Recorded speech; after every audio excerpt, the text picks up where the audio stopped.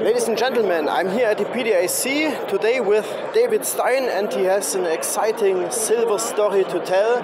David, please tell to my audience or my listeners today what is special about Kuya Silver.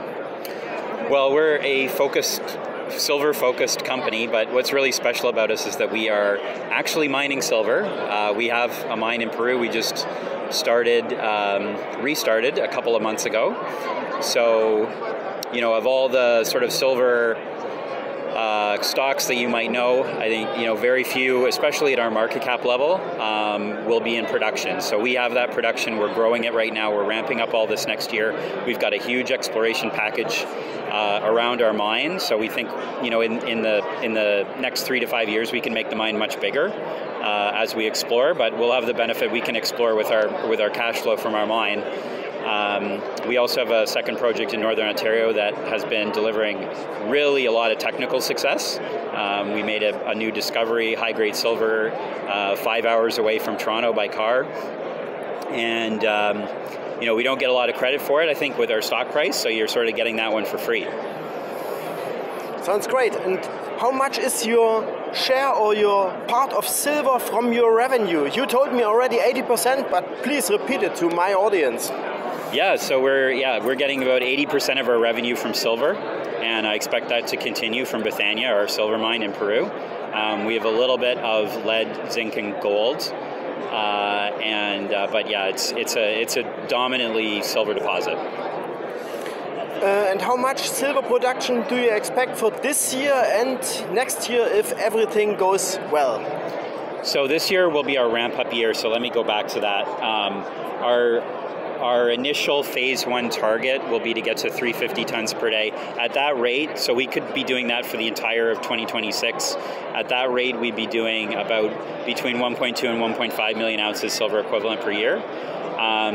We think our costs will be about $15 AISC. So that would be over 20 million in free cash flow per year, and that's about what our market cap is today, okay, if things go well. Now this year, obviously, because we're ramping up, it's going to be much less than that, but it'll sort of be some kind of, I guess, linear average over the course of the year. So we should make a little bit of profit, but it'll be weighted towards the second half of the year.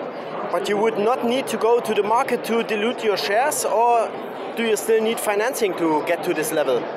So right now we don't need financing. I think we always have to look at the market as a bit of a trade-off. Is there something we could accelerate or do more exploration, depending on at a higher share price, something like that. So I'm not saying never, but definitely we're in a much better position than most companies out there, where they have no other way to get capital than just raising equity. Because we do have mine and we will have cash flow very soon, we have a lot more options available to us. My followers know that I like silver, and I think silver is one of the most undervalued investments right now, while stocks, crypto, etc. are still in lofty highs.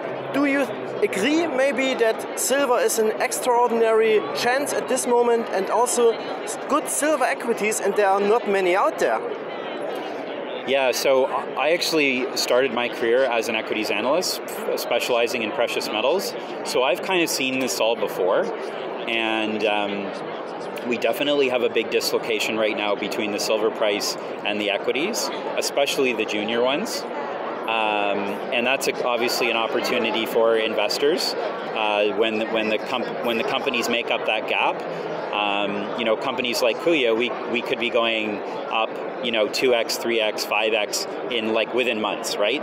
And I know that sounds crazy, but it's happened before and it will happen again. So there is a huge opportunity. I do totally agree with you, Jan.